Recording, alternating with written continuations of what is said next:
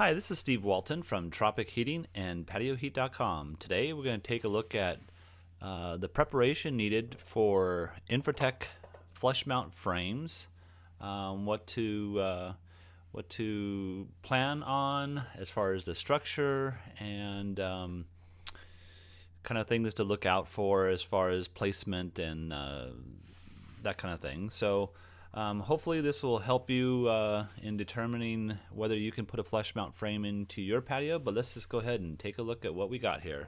So we have a patio here that's it's quite a large patio. Let's go ahead and just put the structure that we're going to be installing.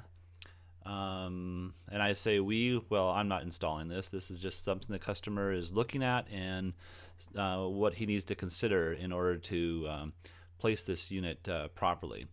So you'll see here we have this wooden structure that will be fabricated there on the site. And as far as dimensions of this patio is concerned, we have a 42-foot by 14 foot, and I believe it's roughly about 8 foot tall. The customers requested for several fans to be placed in there. Now I've placed them evenly throughout this 42 and 4-inch span here. So I just cut this dimension in thirds and then place the heater between those thirds there. So that's where these are at. Now I'd probably want to maneuver these a little bit, and we could talk about that at some other time, but and I'll mention that in a little bit here as well. So let's turn that off as far as the dimensions are concerned for right now. And let's go here and look at this manual really quick from Infratech. So this is Infratech's manual, and it talks about the flush mount frame. So before you do anything, you're going to want to refer to this prior to my recommendations here. So let's just remind you of that. So there's obviously certain clearances that you need to conform to, but I'm just kind of breezing over what to look out for and kind of maybe help in some of the misconceptions of what these flush mount frames are. So flush mount frame, let's go here. I'm going to take away the box there. That's the 1 hour rated drywall. With the flush mount frame, what you are getting, I'm going to delete this for a second. What you're getting is this item in blue here, which is just the frame itself.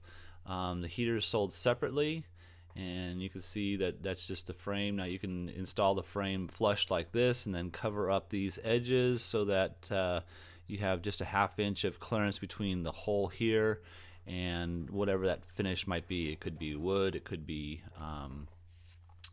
stucco, but these holes have to be open and it has to be able to breathe up above the heater itself. So that's the first thing. So you would install this flush mount frame. You would just basically drill a hole and then pound it into your wooden structure. The wooden structure is dictated off of this owner's manual again. You can see that they have a recommendation. I'm sorry, this is kind of blurry here, but the instruction manual is much more complete. It doesn't render on this program very nicely, but anyways, this is a 2x8 here, so obviously we need 8 inches of clearance. That says minimum 2x8. The subfloor is up here. In between the subfloor and the gap between here is a 5/8 drywall for a 1 hour rated fire retention. You can place your junction box on top or on the side, and then the heater comes with this whip. So you'll get this whip with the actual flush mount frame, not the heater. So that's something to think about. Also, sorry about that. The heater flush mount frame has these tabs. I'm going to talk about the use of these tabs slightly. You can see that they're adjustable up and down. You would want to adjust the height of your heater based on either wooden or stucco, depending on what that frame is. So that's something else to consider. So let's go back over here. And Okay, and I'm gonna bring the heater back in here. So what they show is they framed it out with a 2x8 here, and the 2x8 is great because it maintains that 8-inch clearances automatically for the minimum.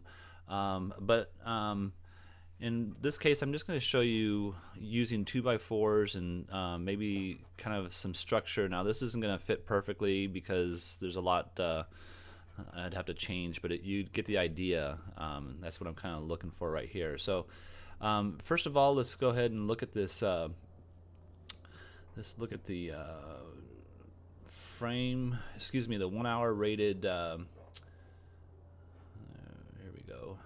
So here's the 1 hour rated drywall. This is 5/8 drywall. And as you can see in here, you know, we'll delete this heater again. We have a complete encased area, and inside you'll see that you know, we have plenty of air ventilation coming through here, and that's what we need for that. So that's the 1 hour drywall, and I'll just do a cut version of that real quick for you to see. So you can see here, you know, how we have that drywall again, and of course we have that opening so that the air can circulate around the heater completely all the time.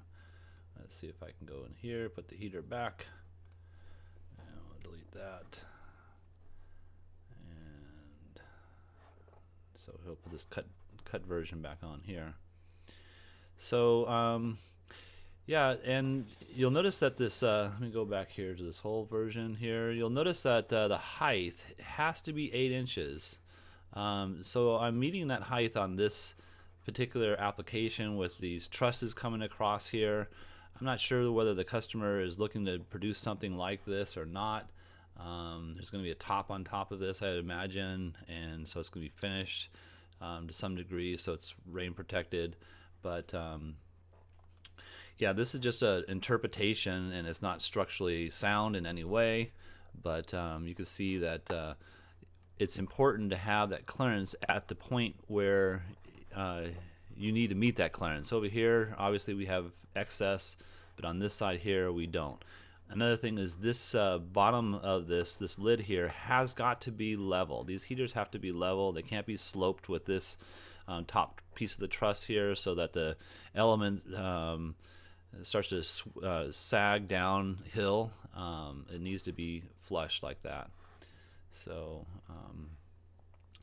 in any case, to see what our array looks like on this particular heater pattern, you can see in this space here I'm using 6 4,000 watt units, and you might notice that this here is a little wonkus here. So we have these heaters, this heater here is kind of like at a tilt, and this heater's at a tilt, and these two are flat and straight.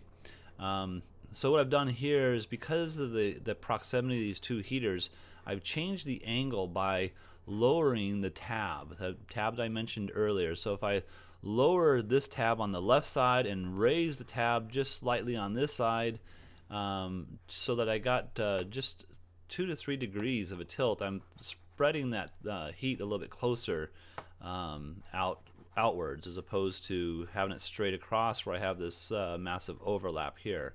And let's just go with the dimensions that I have here. You can see that I'll go here on the right, 2.5 feet basically to the first center, 9 feet to the second center heater, 4, 6, and that's my problem. I really rather have this about, you know, probably about 7.5 to 8 feet is what I'm shooting for. But we have this limitation of the fans, so we could move them over, but I want to make sure that we have a clearance to the fan.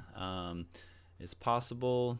Yeah, this one here, I can't see moving this. Let's try this real quick here. So if I move it just here, you can see that my fan blade's going to get hit. So you have to be concerned about that, and that's just not going to work. So that's why I would rather have these fans moved slightly so that it's more comprehensive for the heater than just the fan. That's something that's going to be kind of important in the plan. So anyway, from outside edge to the center of the heater, I have it at 7.2 on this particular application, and the heater itself will end up being about 8 foot off the floor.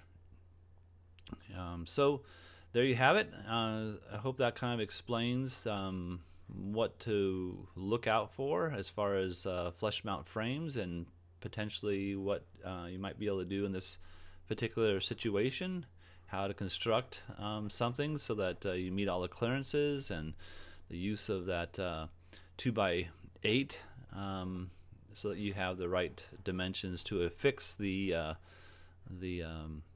1 hour rated drywall box. So there you have it. Thank you very much for your time. I hope this helps you. If you're looking for something for your particular application, feel free to give us a call. I'm Steve Walton. Have a great day.